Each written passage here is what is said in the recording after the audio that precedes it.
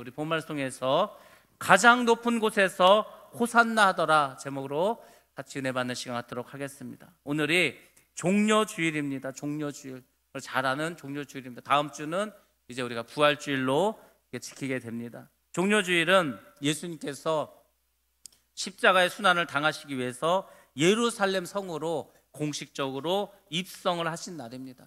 근데 주님께서 들어오실 때 많은 사람들이 와서 축하를 해 주었습니다. 그래서 이제 사순절 그 기간으로는 6번째 주일이 되고 오늘부터 고난 주간이 이제 시작되는 첫날이 됩니다. 근데 또 사람들이 생각할 때 아니 오늘을 왜 굳이 이렇게 종려주일을 고난 주일에 넣냐? 사실 오늘은 예수님께서 환영을 받으시고 기쁜 날이 아니냐. 그래서 그리스에 있는 일부 교회들은 이 종려주일을 주님께서 영광을 받으신 날로 보았기 때문에 고난 주간에서 제외하기도 했습니다. 그렇지만 많은 교회들이 동로마, 서로마에 있었던 많은 교회들이 종려주일도 고난 주간에 포함을 시켰습니다. 왜냐하면 종려주일의 의미가 있습니다. 종려주일은 어떤 날인가? 정말 만왕의 왕이신 그 성자 예수님께서 예루살렘에 들어가시는데 어린 나귀를 타고 들어가셨습니다. 겸손한 인간의 모습으로 어린 양의 모습으로 이렇게 들어가셨습니다. 그래서 그것을 볼 때, 그리고 또 예수님께서 결국 이 마지막 주간에 많은 시련을 당하십니다. 고문도 당하시고 또 신문도 당하시고 결국 십자가에서 죽으십니다. 그런 시련의 시작이기 때문에 종려주일도 많은 교회에서 이제 고난주간에 포함시켰습니다. 그러면 왜 우리가 종려주일이라고 했을까? 이유가 있겠죠. 예루살렘에 예수님께서 입성하실 때 메시아의 모습으로 이제 올라가셨습니다. 정말 왕의 모습으로 예수님이 들어가셨습니다. 그래서 많은 사람들이 종려 가지를 흔들면서 주님을 환영했습니다. 그래서 종려 가지를 흔들었다 해서 종려주일이라고 합니다. 또 다른 명칭이 있습니다. 호산나 주일이라고도 합니다. 왜냐하면 예수님께서 들어가셨을 때 사람들이, 그 무리들이 환영하면서 호산나를 외쳤습니다. 호산나 다윗의 자손이 하면서 호산나라고 외쳤기 때문에 호산나 주일이라고 합니다. 그래서 종려주일과 호산나 주일은 우리가 사실 예수님에 관한 영화를 보셨다면 여러분들의 머릿속에서도 생각이 날 겁니다. 저는 그 모습을 잊지를 못해요. 사람들이 그 얼굴이 기뻐하는데 너무너무 기뻐하더라고요.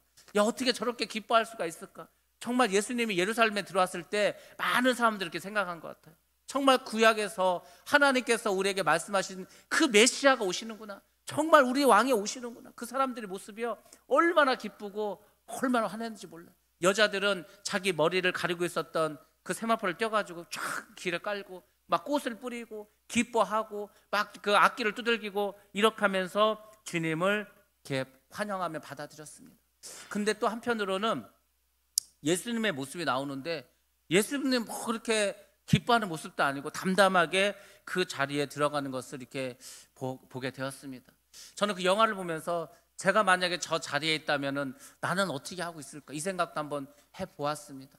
우리가 성경을 보고 또 이렇게 설교 말씀을 들을 때 어떤 장면들이 있어요. 장면들. 그러면 그 장면들 여러분들이 그냥 지나가지 마시고 나라면, 내가 그 자리에 있다면 나는 어떻게 할 것인가, 이것을 한번 기억하시기 바랍니다. 이 사람들이 예수님을 이렇게 왕으로 환영을 했어요. 정말 호산나 외쳤던 사람들입니다. 근데 이 사람들이 일주일도 지나지 않아서, 불과 며칠 지나지 않아서 예수님을 십자가에 못 박으라 외쳤던 사람들입니다. 예수님께서 십자가를 지고 갔을 때 예수님을 조롱했던 사람들입니다. 그 사람들이, 이 사람들이. 신기하죠. 아니 그 짧은 시간 안에 어떻게 이렇게 마음이 쉽게 변화되었을까? 우리의 믿음을 우리가 생각하면서 내가 지금, 나는 참 믿음이 좋다, 나는 지금 말씀대로 순종하면서 정말 하나님의 일을 이루면서 나는 정말 지금 믿음이 너무 좋은 상태다, 이렇게 우리가 착각하면서 살아갈 수가 있습니다. 우리는 분위기에 휩싸일 수도 있어요. 분위기에 많이 휩쓰입니다. 근데 정말 어려움이 닥치면 심지가 굳지 못하고 믿음이 약한 자들은 넘어집니다. 쓰러집니다. 아니 이 사람들이 그 모습을 보여주고 있지 않습니까? 저는 예전에 성경을 읽는데 예수님이 십자가를 이제 골고다 언덕을 올라가는 그 장면이었어요. 그 장면을 이렇게 보고 있는데 갑자기 제 눈에서 그 장면이 그냥 보이는 거야. 그냥 성경을 보고 있는데 그 성경책 위에 예수님이 십자가를 지고 가는 그 모습이 영화 보듯이 쭉 보이는 거예요. 그 사람들의 막 함성도 들리는 것 같아요. 예수님 십자가를 지고 가는데. 근데 저도 모르게 눈물이 나더라고요. 예수님께서 저렇게 힘들게 십자가를 지고 가시는데 우리는 뭘 하고 있었고 나는 뭘 하고 있었을까? 그냥 그 십자가가 2000년 전에 예수님 십자가에서 나를 위해서 죽으셨다는 거예요. 그게 성경에 쓰여 있어요. 그냥 그걸 우리가 알고 있어요. 그냥 알고만 있었습니다. 근데 우리는 예수님의 십자가의 그 사건에서 그곳에 우리도 있어야 되는 거예요. 그곳에서 정말 나를 위해서 십자가에서 주님이 죽으시는 그 모습을 여러분이 바라보셔야 됩니다. 그래야 여러분들이 십자가의 그 크신 사랑과 은혜도 체험하고 느낄 줄로 믿습니다. 성경을 읽을 때 그냥 보지 마세요. 그 한 말씀 한 말씀을 묵상하시고 생각하시고 정말 내가 여기 있으면 나는 어떻게 했을까? 또 한 가지 생각하세요. 여러분의 삶 속에서 어떤 일이 벌어졌을 때 주님이라면 어떻게 하셨을까? 주님이라면 우리는 다 내 생각과 내가 알고 있는 지식과 내가 경험한 그것을 판단으로 해서 어떤 일을 하죠. 근데 그것이 주님의 뜻이 아닐 때도 많이 있습니다. 하나님 뜻과 전혀 상관없을 때도 많이 있습니다. 과연 하나님께서는 어떻게 하실까? 이것을 여러분들이 잘 생각하시면서 정말 주님 바라보면서 그렇게 가시기 바랍니다. 그 길이 생명의 길이고 그 길이 축복의 길이고 그것이 천국 가는 그런 길인 줄로 믿습니다. 우리가 종료주일을 다른 말로 고난의 주일이라고도 합니다. 왜 고난의 주일이라고 했냐면 옛날 서로마 교회에서 이 종료주일 오늘 그리스도의 순환에 관한 시를 써서 그것을 낭독합니다. 우리 주님께서 오셔서 십자가를 지시고 하면서 쭉 낭독을 하는 거예요. 그래서 오늘을 고난의 주일이라고 합니다. 또 다른 말로는 꽃의 날이라고도 합니다. 사실 많은 꽃으로 치장을 했어요. 주님을 환영한다는 의미로. 그래서 꽃의 날이라고 했습니다. 또는 부활절을 앞두고 우리가 지금도 부활절에 뭐 세례식도 열고 침례식도 열지만은 그런 부활절날 많은 사람들이 세례를 받으면서 준비하는 날이기 때문에 세례 지원자의 주일이라고도 이렇게 불리기도 했습니다. 그러니까 사실 종료주일은 여러 가지 의미로 쓰입니다. 예수님께서 들어오실 때 환영을 받으시고 왕으로 메시아로 그렇게 인정을 받으셨기 때문에 한편으로는 기쁜 날이 되기도 하고 또 한편으로는 주님께서 고난을 당하시기 위해서 오신 날이기 때문에 정말 고난의 그런 날이라고도 우리가 생각할 수가 있습니다. 뭐 명칭은 여러 가지고 의미는 여러 가지지만 우리가 종료주일하면 여러분들이 꼭 기억하셔야 될 세 가지가 있습니다. 그 세 가지에 대해서 제가 오늘 말씀드리도록 하겠습니다. 첫 번째는 종려나무고 두 번째는 호산나, 세 번째는 왕이라는 말입니다. 이 세 가지가 종려주일을 대표하는 세 가지 말씀입니다. 첫 번째로 종려나무에 대해서 말씀을 드리겠습니다. 우리가 종려나무라고 하는데 쉽게 말하면 대추야자나무입니다. 대추야자나무. 우리가 이제 더운 나라나 사막 지역에 보면은 키가 크고 잎이 넓은 그런 나무가 있습니다. 그것이 바로 종려나무입니다. 이 나무는 은행나무처럼 암나무가 있고 또 순나무가 따로 있습니다. 크기는 12m에서 20m까지 자랍니다. 말이 그렇지 나무가 20m 자라니까 얼마나 크게 자라겠습니까? 나무 줄기는 굉장히 단단해요. 그 사람들이 그 줄기를 잡고 막 올라가지 않습니까? 줄기가 쭉 뻗어 있습니다. 그리고 가지가 없어요.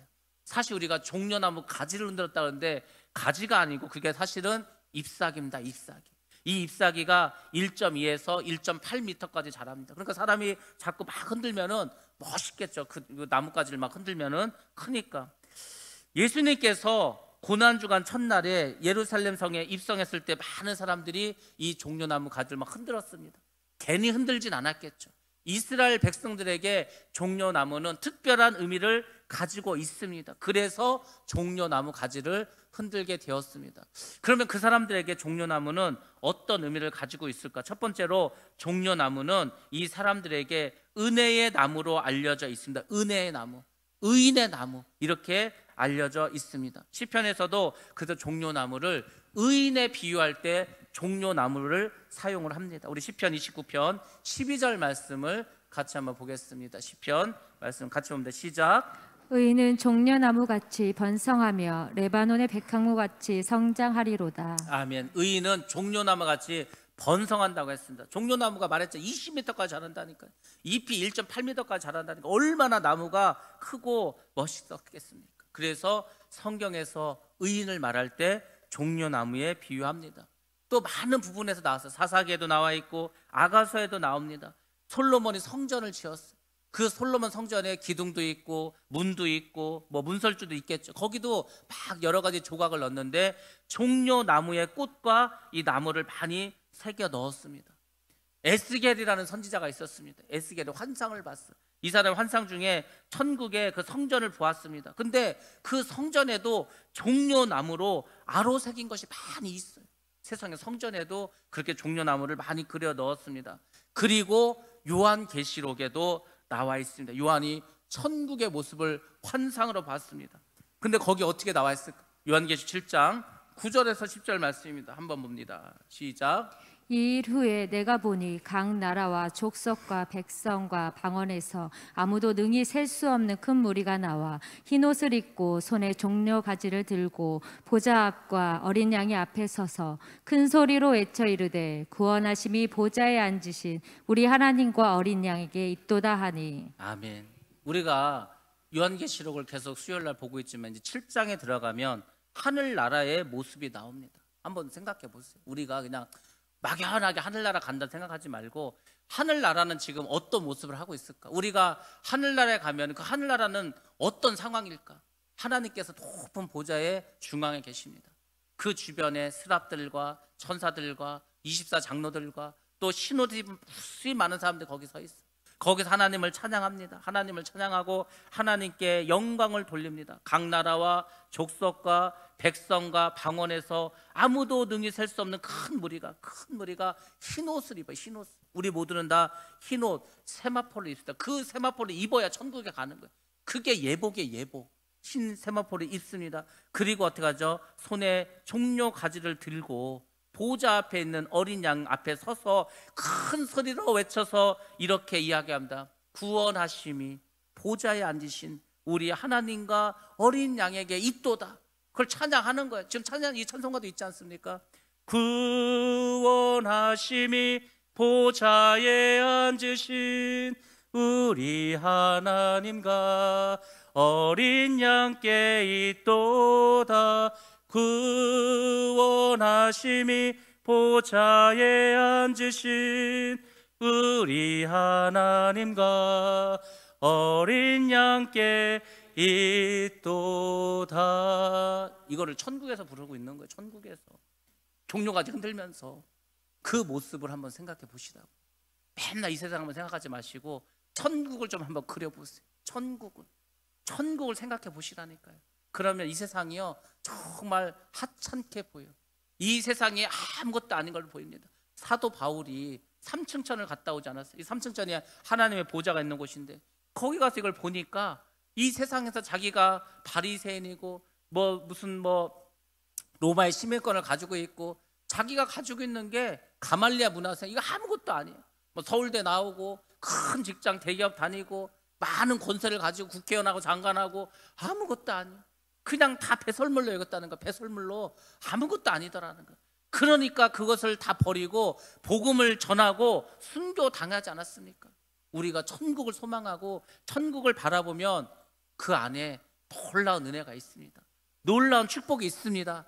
여러분들 이 천국을 그리면서 여러분들 힘들 때마다 어려울 때마다 하늘 영광 바라보면서 주님 바라보면서 그렇게 나아가시기를 주님으로 축복합니다. 그래서 우리가 요한계시록의 말씀을 보는 겁니다.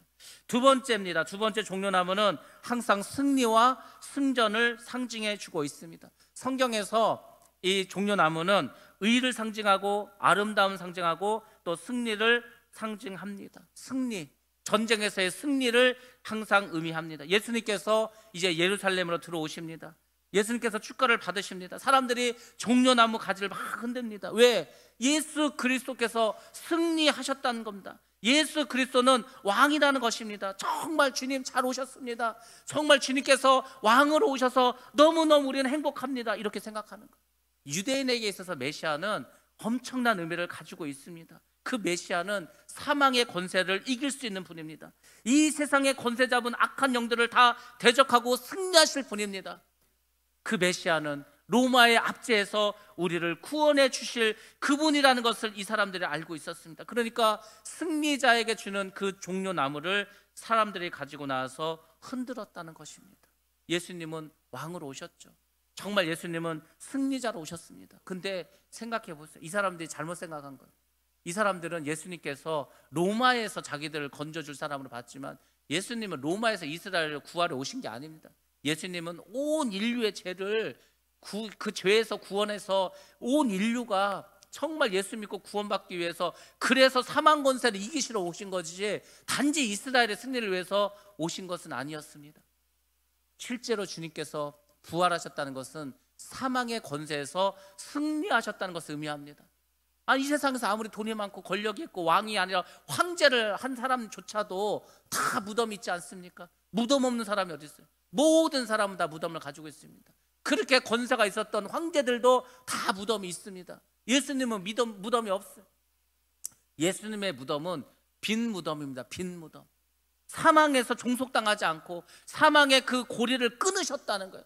왜 우리가 예수님을 구주로 믿고 왜 예수님을 우리가 하나님을 믿죠? 사망 권세를 이기셨기 때문에, 부활하셨기 때문에, 그리고 그 부활을 예수님 하신 게 아니라 믿는 우리에게도 부활을 주시겠다고 약속하셨기 때문에 우리가 그분을 우리 삶의 주인으로 모시고 사는 줄로 믿습니다. 아니 뭐 괜히 주인이라고 하나요? 괜히 우리가 왕으로 모시나요? 사망을 이기셨잖아요. 사망에서 승리하셨기 때문에 주님께서는 우리의 주인이 되시는 줄로 믿습니다. 세 번째 종려나무를 가져오는 것은 초막절 의식의 일부분입니다. 초막절. 이스라엘에 크게 7대 이제 절기가 있습니다. 근데 그 모든 절기와 명절은 전부 예수님과 관련되는 거예요. 유월절 있죠. 유월절에 어린 양이라고 하지 않습니까? 오순절이 있죠. 오순 성령 임하셨죠. 예수님께서 이 땅에 오셔서 사역했던 그 모든 것은 이스라엘의 모든 명절들을 사실 완성하신 것입니다. 우리 레위기 23장 40절 말씀 같이 한번 보겠습니다. 레위기 시작. 첫날에는 너희가 아름다운 나무 실과와 종려나무 가지와 무성한 신의 벗을 취하여 너희 하나님 여호와 앞에서 이레 동안 즐거워할 것이라. 아멘. 이레 동안 즐거워할 거예요. 그 초막절 기간 동안에 기뻐하라는 겁니다. 근데 뭘 가져오라고 그랬죠? 너희가 종려나무 가지를 가지고 오라고 말합니다. 그래서 종려나무는 초막절과 관련이 있는 것을 알 수 있습니다. 그 다음에 느헤미야 8장 15절 말씀도 한번 같이 보겠습니다. 느헤미야 8장 15절 시작. 또 일러스되 모든 성읍과 예루살렘에 공포하여 이르기를 너희는 산에 가서 감람나무 가지와 들감람나무 가지와 화석류 나무 가지와 종려나무 가지와 기타 무성한 나무 가지를 가져다가 기록한 바를 따라 초막을 지으라 하라 한지라. 아멘. 산에 가서 감람나무 가지와 들감람나무 가지와 화석류 나무 가지와 종려나무를 가지고 와서 초막을 지으라고 이렇게 말씀해 주고 있습니다. 그래서 사실 종려나무를 가지고 왔다는 것은 사실 예수님께서 모든 절기를 완성하시고 더 크게는 모든 율법을 완성하셨다는 겁니다. 예수님께서 이 땅에 오셔서 뭐 율법을 폐하러 오셨나요? 예수님께서 그 이스라엘 백성을 줬던 그 많은 율법을 폐하러 오신 게 아니고 율법을 완성하러 오셨다고 친히 주님께서 말씀하셨습니다. 그래서 예수님께서는 모든 율법을 완성하셨어요. 그러면서 그 율법을 점점 줄여서 이제 한마디로 말씀하셨습니다. 예수님께서 우리에게 주신 마지막이면서 가장 완성된 율법은 무엇이죠? 내가 너희를 사랑한 것 같이 너희도 서로 사랑하라는 거예요.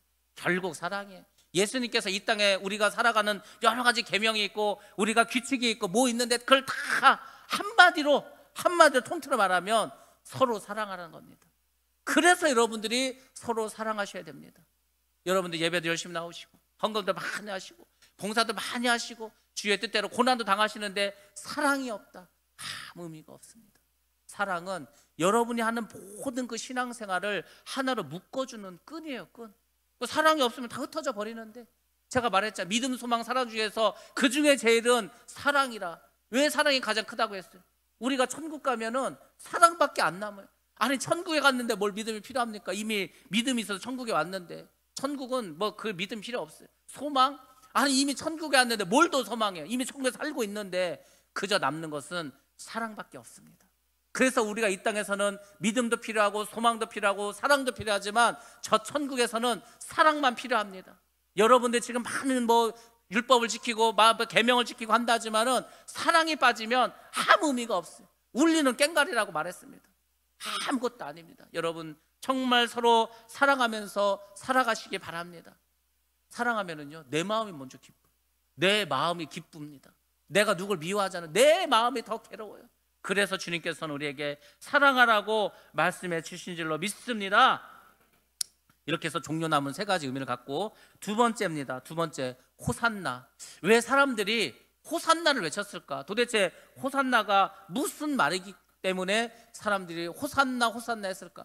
호산나는 오 주님 구원해 주시옵소서, 이런 말입니다. 오 주여 나를 구원하여 주옵소서. 이거를 한마디로 그냥 호산나라고 이렇게 이야기합니다. 그래서 구약시대 때 사람들이 하나님께 기도를 합니다. 하나님 나를 구원하여 주옵소서. 그렇게 짧게 기도할 때 한마디로 그냥 호산나라고 말합니다.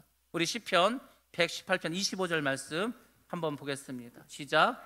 여호와여 구하옵나니 이제 구원하소서. 여호와여 우리가 구하옵나니 이제 형통하게 하소서. 아멘. 여호와여 구하옵나니 이제 구원하소서. 이게 한마디로 호산나라니까. 호산나 하면은 주여 이제 구하옵나니 우리를 구원하여 주옵소서. 이게 호산나라는 뜻입니다. 그래서 초막절 때 사람들이 제단을 쌓고 그 제단 주변을 돌아가면서 외칩니다. 호산나 호산나 주여 이제 우리를 구원하여 주옵소서. 우리를 구원하여 주옵소서. 초막절이 뭐 하는 날이에요? 초막절이 이스라엘 백성들이 광야 생활을 합니다. 40년을 했습니다. 그렇지 않아요? 그걸 기념하는 거 아니에요? 광야에서 어떻게 살았어요? 광야에서 하나님께서 이스라엘 백성들을 구원해 주지 않았으면 한 사람이나 살았겠습니까? 거기 뭐 먹을 게 있어요? 뭐 물이 있습니까? 거기 덥잖아요. 춥잖아요. 또 밤에는 거기 전갈도 있잖아요. 불뱀도 있잖아요. 살 수가 없어요. 하루도 살 수 없습니다. 그래서 초막절 때 그 제단을 돌면서 호산나 주여 우리를 구원하여 주옵소서. 우리 조상들을 그 광야에서 구원하여 준 것처럼 우리를 구원하여 주옵소서. 이게 바로 호산나입니다. 그러니까 여러분들도 기도하시면서 호산나를 외쳐야 하는 거예요. 호산나 주여 나를 구원하여 주옵소서. 이 어려운 환난에서 나를 구원하여 주옵소서. 여러분 다 지금 어려운 상황 속에 있잖아요. 병들어서, 사업이 안 돼서, 장사가 안 돼서, 자식이 속썩여서, 부부관계가 좋지 않아서, 여러 가지 다른 사람과 인간관계 문제에서 다 지금 어려움이 있잖아요. 이 세상에서 어려움이 없는 사람이 어디 있어요? 다 어려움이 있습니다. 다 힘든 삶을 살아갑니다. 다 육신의 피곤함과 정신적인 피곤함과 영혼의 곤고함으로 많은 사람들이 힘든 그런 삶을 지금도 살고 있습니다. 지금 이 순간에도. 그러니까 여러분도 어떻게 하세요? 호산나 주여 나를 구원하여 주옵소서. 나를 이 환난에서 건져내어 주옵소서. 그래서 우리가 호산나를 외쳐야 되는 거예요. 늘 호산나 호산나 찬양해야 할 줄로 믿습니다. 아는 호산나 뜻도 모르면서 호산나 호산나 뭐 하면 뭐 하겠어. 우리는 정말 간절한 마음으로 주여 나를 건져 주옵소서, 이런 믿음을 가지고 살아가야 할 줄로 믿습니다. 축제 때 축제가 시작하면은 기도할 때 호산나를 외쳤어요. 축제 중간에도 계속 호산나를 외쳤습니다. 종려 주일에 예수님이 이제 예루살렘으로 입성하셨습니다. 많은 사람들이 환영을 하면서 아주 함성을 질렀어요. 그 성전 뜰 안에서 아이들이 모여서 또 하나님을 주님을 향해서 기쁨으로 외쳤습니다. 호산나 호산나. 복음서에도 호산나가 6번이나 쓰여져 있습니다. 메시아를 대망했던 그 이스라엘 사람들, 그 사람들이 예수 그리스도가 예루살렘 입성을 보니까 야 하나님이 보내신 그 메시아가 이제 예루살렘 성으로 들어오는구나. 그를 영접하면서 그렇게 크게 외쳤습니다. 복음서에 보면은 이 예루살렘에 들어오는 그 장면 다 나와 있습니다. 근데 조금씩 표현은 다 다릅니다. 마태는 이렇게 기록했습니다. 여기다가 호산나 다윗의 자손이라는 말을 하나 더 넣었습니다.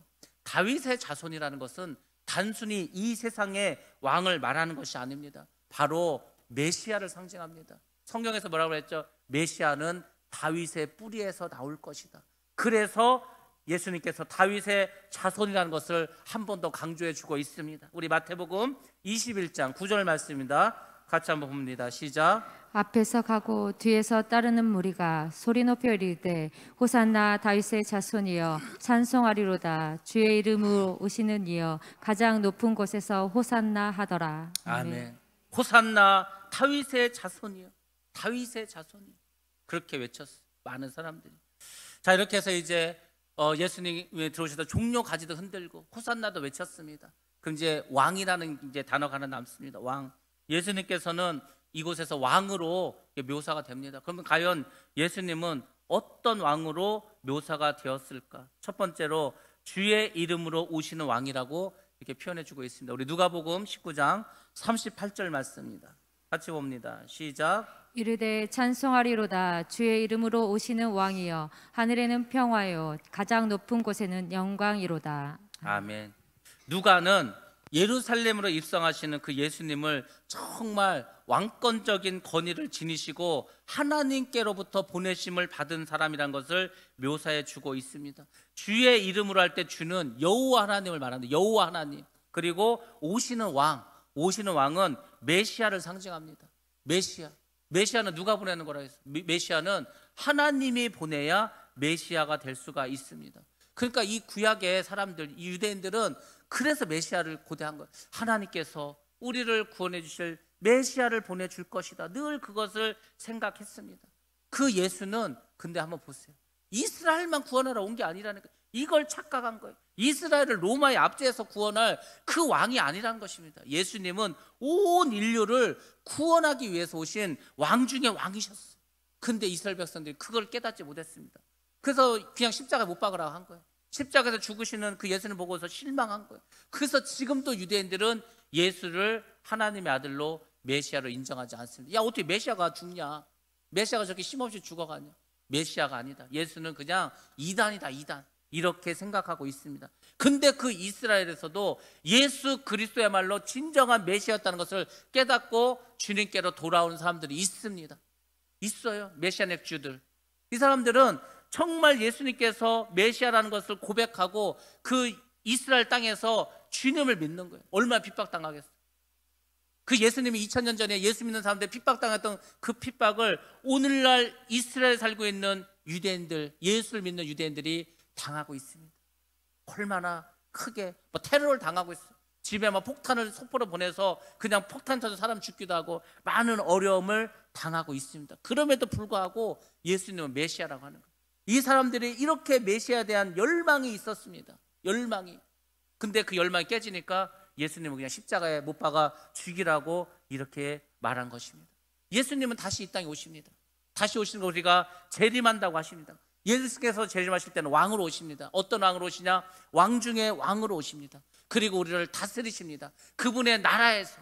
그래서 성경에서 그것을 메시아 왕국, 천년 왕국이라고 이야기합니다. 그분이 왕이 되셔서 우리를 친히 다스리는 거예요. 그 나라는 악한 사람이 하나도 없습니다. 다 예수를 구주로 믿고 신한 사람들이 살아가는 그 나라입니다. 그곳에서 주님은 진정한 왕으로 우리를 다스려 주실 줄로 믿습니다. 근데 여러분들이 한 가지 여기서 꼭 기억하셔야 됩니다. 예수님 앞으로 오시면 그분 나라를 세우시면 우리가 그곳에서 이제 주님을 왕으로 모시고 살아야지. 그게 아니에요. 그게 아니고 지금부터. 아니 지금은 뭐예요 그러면? 지금은 예수님이 여러분의 왕이 아니십니까? 예수님은 지금도 우리의 왕인 줄로 믿습니다. 여러분의 삶 속에서, 여러분의 가정에서, 여러분의 사업장에서, 직장에서, 우리 교회에서 주님은 왕이신 줄로 믿습니다. 주님을 왕으로 섬겨야 되는 거예요. 주님이라고 하죠. 주님, 주인님. 우리의 주인은 예수 그리스도입니다. 그것을 잊어버리면은요 교회는 이제 끝나는 거예요. 교회는 생명력도 없고 주님과 아무 상관없는 그냥 하나의 계모임에 불과합니다. 그래서 여러분들이 왕으로 모시다. 왕. 그래서 여러분들 마음대로 생각하면 안 되는 거예요. 여러분의 뜻대로 하면 안 됩니다. 물어보셔야 되는 거예요. 그 물어보는 게 뭐죠? 기도하셔야 되는 거예요. 기도하면 하나님께서 우리에게 말씀을 주십니다. 어떤 생각을 주십니다. 어떤 성경 구절을 생각나게 하십니다. 그리고 우리의 삶을 그분이 원하는 대로 끌고 갑니다. 그게 신앙생활 아니에요? 그게 믿음생활 아닙니까? 근데 그렇게 하지 않고 내 생각으로, 내 마음대로, 내 경험으로 그렇게 살아가면은 그 주님을 주인으로 모시는 게 아닙니다. 여러분들 정말 주의 이름으로 오시는 왕, 그 왕을 우리 삶 속에서 모시고 살아야 할 줄로 믿습니다. 주님께서는 또 어떤 왕으로 묘사되었냐? 평화의 왕으로 묘사되어 있습니다. 주님께서는 우리 이 땅에 왜 오셨죠? 이 땅에 하나님과 우리 인간의 사이에 이제 담이 생겨버렸어요. 뭐 때문에? 죄 때문에. 여러분들 죄를 정말 무섭게 생각하시되 정말 죄는 무서운 겁니다. 이 죄가 하나님과 우리 사이의 관계를 끊어버렸어요. 아담과 하와가 죄를 졌습니다. 그까짓 거 선악과 하나 먹은 게 뭘 대단한 죄라고 엄청난 죄입니다. 왜? 하나님의 말씀을 불순종했기 때문에. 그 죄의 결과가 얼마나 참혹한가 한번 보세요. 에덴 동산에 쫓겨났습니다. 여인들은 해산한 수고를 갖게 됐습니다. 남자들은 이마에서 땀을 흘려야 먹고 삽니다. 이 땅도 저주받았습니다. 땅에서 막 엉겅퀴가 나옵니다. 그래서 우리 삶이 이렇게 힘들어졌어요. 그 죄 때문에. 그래서 하나님과 인간 사이가 멀어져 버렸어요. 그 멀어진 사이를 주님께서 오심으로 평화 관계로 만들었습니다. 그래서 예수님은 평화의 왕으로 이 땅에 오신 것입니다. 예수님은 이 땅에서 탄생하실 때부터 평화의 왕인 것을 보여주시고 평화의 왕으로 소개되어 있습니다. 우리 누가복음 말씀 보겠습니다. 2장 14절 말씀입니다. 시작. 지극히 높은 곳에서는 하나님께 영광이요 땅에서는 하나님이 기뻐하신 사람들 중에 평화로다 하니라. 아멘. 이게 예수님이 탄생하셨을 때 말씀입니다. 예수님은 이 땅에 오실 때 정말 평화의 왕으로 오셨습니다. 그리고 그분의 생애 가운데서도 항상 이 평화를 가르쳐 주셨습니다. 우리에게 평안하라, 평안하라, 평화에 대해서 끊임없이 말씀하시고 가르쳐 주시고 그렇게 살아가도록 우리에게 말씀해 주고 있습니다. 요한복음 14장 27절 말씀입니다. 함께 보겠습니다. 시작. 평안을 너희에게 끼치노니 곧 나의 평안을 너희에게 주노라. 내가 너희에게 주는 것은 세상이 주는 것과 같지 아니하니라. 너희는 마음에 근심하지도 말고 두려워하지도 말라. 아멘. 주님께서 주시는 평화는 이 세상에서 주는 평화와 다르다고 했습니다. 북한이 맨날 핵실험을 하는 거예요. 미사일을 쏴댑니다. 그러다가 이제 어느 날 갑자기 평화조약을 맺자는 거예요. 그래서 뭐 판문점에 만나서 악수도 하고 사진도 찍고 합니다. 그걸 여러분들 믿으십니까? 얼마 지나면 또 깨져요. 또 얼마 지나면 또 미사일을 쏩니다. 얼마 전에도 쐈습니다. 세상에 주는 평화는 언제 깨질지 몰라요. 언제 무너질지 모릅니다. 근데 주님께서 말씀하시면 내가 주는 평화는 하나님과 너희에게 준 이 맺은 이 평화는 깨지지 않는다는 거예요. 여러분 생각해보세요. 오늘 갑자기 하나님께서 야 너하고 나하고 맺은 이 평화조약 깬다. 너희들 말도 안 듣고 너 영 내 기분에 맞지 않아서 깨버리겠다. 하나님이 그러시면 어떻게 하겠어요? 근데 그렇게 하지 않겠다는 겁니다. 그래서 우리에게 뭐라 말씀하셔요? 너희가 하나님과 그렇게 평화 관계에 있으니까 어떻게 하라고 말하니까 너희들 두려워하지 말라고 말씀하십니다. 너희가 마음에 근심도 하지 말라고 말씀해 주고 있습니다. 근심하고 두려워하는 것은 세상이 주는 겁니다. 세상이 주는 평화는 언제 깨질지 모릅니다. 그래서 걱정하는 겁니다. 그래서 근심합니다. 그래서 두려워합니다. 근데 하나님 주신 것은 그런 평화가 아니라는 거예요. 그래서 마음에 근심하지 말고 너희가 걱정도 하지 말고 두려워도 하지 말라고 말씀해 주고 있습니다. 여러분에게 주신 그 약속의 말씀은 하나도 변치 않고 하나님께서 다 이루어 주십니다. 그걸 믿으라는 거예요. 그걸 믿는데 뭘 두려워하겠어요? 뭘 우리가 근심하겠습니까? 내가 이 세상에서 믿음으로 살고 말씀대로 살고 주님을 기쁘시게 하는 그 삶을 살아가면은 그 어떤 것도 우리를 막지 못합니다. 사망도 환난도 핍박도 우리가 주님을 향한 그 사랑을 끌지 못할 줄로 믿습니다. 왜? 주님께서 이렇게 약속해 주셨기 때문에. 주님께서는 부활하신 후에도 역시 평화에 대해서 말씀을 해주고 있습니다. 요한복음 20장 19절 말씀입니다. 시작. 이날 곧 안식 후 첫날 저녁 때에 제자들이 유대인들을 두려워하여 모인 곳의 문들을 닫았. 예수께서 오사 가운데 서서 이르시되 너희에게 평강이 있을지어다. 아멘. 아멘. 주님께서 죽으셨어. 제자들이 얼마나 무서웠겠습니까? 아니 세상에 예수님을 하나님의 아들로 생각했다니까요. 그리스도라 생각, 메시아로 생각했어요. 그런 주님이 어느 날 십자가에서 정말 심 한 번 제대로 쓰지 못하고 그냥 죽으셨어. 그리고 이제는 예수를 믿는 사람도 다 잡아듣겠다는 거예요. 얼마나 무섭고 두렵겠습니까? 지금 미얀마가 쿠데타가 일어나서 지금 막 시민들이 죽어가고 어제도 뭐 100여 명 죽지 않았습니까? 골목마다 막 들어와서 사람을 잡아가고 그냥 지나가는 사람한테 그냥 총을 쏴버리고 얼마나 두렵고 무섭겠어요. 지금 제자들이 느끼는 두려움이 그런 두려움이에요. 이건 걸리기만 하면은 그냥 끌려가서 죽는 거. 예수님 십자가 죽였는데 그 제자들은 뭐 더 죽일 수 있겠죠. 두려워했습니다. 근심했습니다. 걱정했습니다. 근데 그때 부활하신 주님이 나타나셔서 제자들에게 말씀하십니다. 너희에게 평강이 있을지어다. 너희에게 평강이 있을지어다. 뭐죠? 너희 마음속에 평화가 있을지어다. 이 말씀. 예수님께서는 지금 우리에게도 말씀하십니다. 너희 삶이 힘들지, 곤고하지, 괴롭지, 어렵지. 그렇지만 너희에게 내가 평화를 주노라. 평안을 너에게 주노라. 주님께서는 지금도 우리에게 말씀해 주고 있습니다. 종려 주일에 평화의 왕으로 입성하신 그 주님, 그분은 우리에게 참 평화와 참 평안을 내려주시는 좋으신 하나님이신 줄 믿습니다. 그러니까 즐거워하세요. 기뻐하세요. 감사하세요. 여러분 삶 가운데 원망, 불평 이런 거 다 그냥 내려보시고 다 버리시고 그냥 감사하시고 기뻐하시고 그렇게만 살아가시기 바랍니다. 그렇게 오셨던 주님, 부활하시고도 평화를 말씀하셨던 그 주님이 다시 오실 때에는, 말세 오실 때에는 평화의 왕이 아닙니다. 심판의 주로 오십니다. 심판의 주. 심판의 주. 심판하셔야 될 거 아니에요. 악인들을 심판하셔야 될 거 아닙니까? 그 주님의 나라에 메시아 왕국에 죄인들이 같이 살면 그게 천국이겠어요? 천국은요 죄인이 없습니다. 옛날엔 죄인이었는데 예수 그리스도의 보혈의 피로 깨끗이 씻음을 받은 그 사람들이 모이는 곳이에요. 근데 그곳에 여전히 죄인이 있다? 천국이라 할 수 없죠. 그래서 주님께서는 심판을 하십니다. 평화의 왕으로 주님께서 오셨습니다. 세 번째, 이 종려 주일에 들어오신 주님은 나귀를 타고 오신 왕입니다. 예수님께서 들어오실 때 제자들을 먼저 마을에 보내셨습니다. 마을에 가면 아직 아무 사람도 타지 않은 나귀 새끼가 있다. 그것을 끌고 오라 말했습니다. 만약 누가 와서 말할 때 왜 이렇게 하냐고 물어보면 주가 쓰시겠다 이렇게 말하라고 가르쳐 줍니다. 그리고 이제 결국 제자들이 그렇게 해서 나귀를 가져오고 주님께서 나귀를 타고 들어가십니다.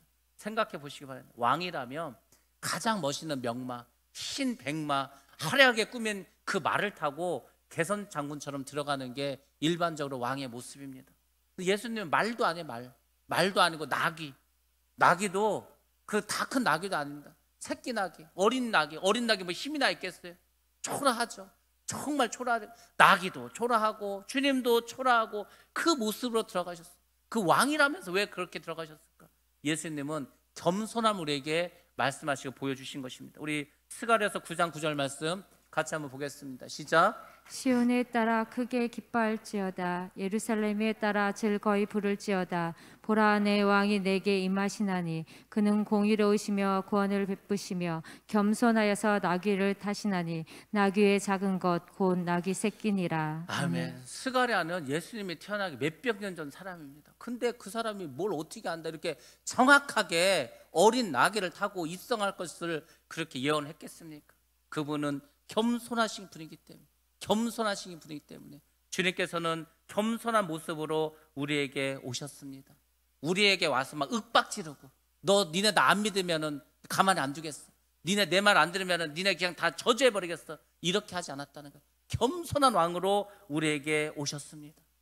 어찌 보면은 겸손을 넘어서 막 초라하고 초췌한 모습으로 이 땅에 오셨습니다. 그래서 이사야 선지자는 그 예수님을 이렇게 묘사하고 있습니다. 이사야서 53장 2절 말씀입니다. 시작. 그는 주 앞에서 자라나기를 연한 순 같고 마른 땅에서 나온 뿌리 같아서 고운 모양도 없고 풍채도 없은즉 우리가 보기에 흠모할 만한 아름다운 것도 없도다. 아멘. 마른 땅에서 나온 뿌리, 마른 땅에서 뿌리가 나오면 얼마나 보잘것없어요. 뭐 튼튼하지도 않고 그냥 뭐 실같이 않게 고운 모양도 없습니다. 풍채도 없어요. 몸도 그냥 왜소합니다. 흠모할 만한 아름답게 아무것도 없어요. 그런 모습으로 오셨다는 겁니다. 왕인데. 그래서 사람들이 예수님의 그 외모만 보고 예수님을 존경하지도 않고 두려워하지도 않고 무서워하지도 않았습니다.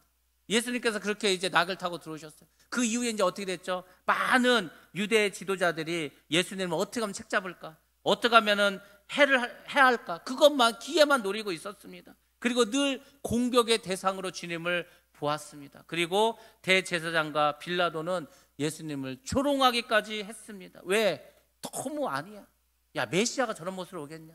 왕이 저런 모습으로 오겠냐? 근데 예수님은 가장 낮은 모습으로, 가장 비천한 모습으로 이 땅에 오신 줄로 믿습니다. 그게 예수님의 초림이에요. 그렇지만 예수님의 재림은 정반대, 심판의 주로 신말을 타고 그렇게 오실 줄로 믿습니다. 두 번째, 나귀를 타셨다는 것은 순결하신 것을 말씀해 주고 있습니다. 멍에를 매지 않은 나귀를 갖고 오라고 했습니다. 멍에를 매지 않은 나귀. 그 멍에를 매지 않은 나귀는 순결함을 상징합니다. 하나님께서 택하신 제물은 전에 제가 그 제물에 대해서 말씀드렸지만 흠이 없어야 됩니다. 흠이 없으려면 멍에를 메어서는 안 됩니다. 이 멍에를 메었다는 것은 그 동물을 일을 시키기 위해서 멍에를 씌우는 거예요. 멍에를. 그렇죠? 그러니까 일을 시키고 세속적인 이익을 위해서 노동에 투입된 있다는 것을 말해주고 있습니다.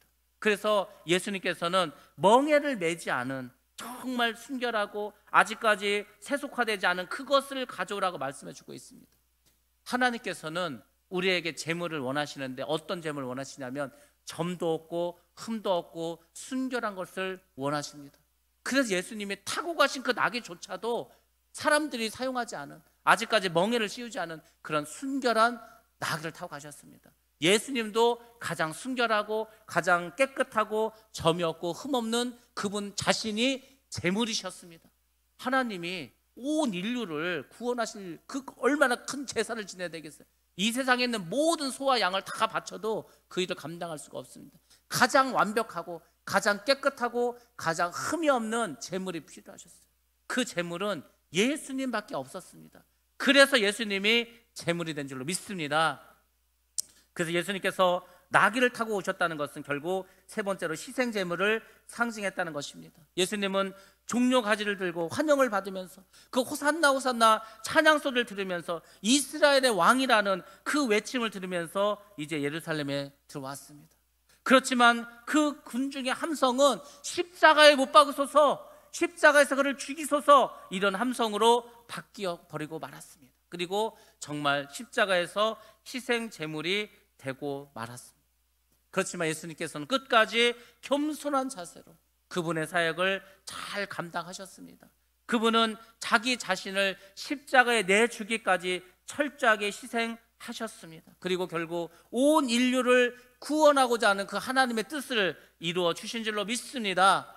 종려주일은 대대적인 환영과 정말 호산나라는 찬양과 그런 놀라운 일이, 그런 환영이 있었지만 그 결과는 참혹한 십자가의 희생이었습니다. 우리도 주님을 더 이상 희생의 제물로 만들어서는 안 됩니다. 우리가 그걸 생각하셔요. 내가 지금 죄를 지으면 또 내가 십자가에다 주님을 못 박는 것입니다. 내가 죄를 지으면 주님은 십자가에서 또 목말라 하셔야 합니다. 그래서 죄 짓지 말라는 거예요. 죄를 여러분들 정말 두렵게 생각하시기 바랍니다. 뭐 까짓 거 한번 짓고 회개하면 되지. 제가 전에도 말씀드렸잖아요. 우리는 너무 쉽게 죄를 짓고 더 쉽게 죄를 회개합니다. 그러면 주님은 또 고통당하시는 거예요.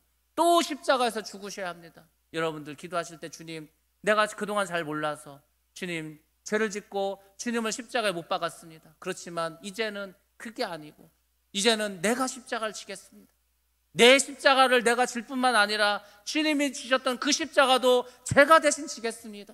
주님이 받으셨던 그 모든 핍박을 이제는 내가 받겠습니다. 그런 믿음의 장성한 분량에 우리 모두가 이루어할 줄로 믿습니다. 여러분 삶 속에서 영원히 호산나를 외치시기 바랍니다. 정말 가장 높은 곳에서 호산나를 여러분들 외치시기 바랍니다. 그 외침은 바로 천국에서 여러분들이 하나님의 보좌 앞에서 외치는 찬양이 될 줄로 믿습니다. 이 땅에 살아가시면서 여러분들 정말 하늘나라 소망하면서 내가 영원히 주님을 호산나 외치며 저 천국에서도 주님을 찬양하리라, 주님의 십자가 내 십자가가 되어서 내가 주님의 십자가도 지고 가리라, 그런 믿음의 결단과 확신을 가지고 여러분들 부활절을 맞이하셔서 정말 그 부활의 기쁨이 주님의 기쁨뿐만 아니라 나의 기쁨, 우리의 기쁨, 우리 교회의 기쁨이 되기를 주의 이름으로 축원합니다.